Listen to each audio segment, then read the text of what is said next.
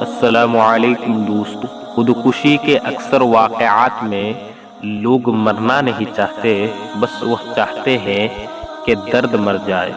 رکاوٹوں اور مشکلات کی وجہ سے پریشان مت ہو، ان کے پیچھے بہت حکمتیں ہیں۔ یہ آپ کا راستہ نہیں روکتے بلکہ بہترین راستے پر لے جانے کے لیے آتی ہے۔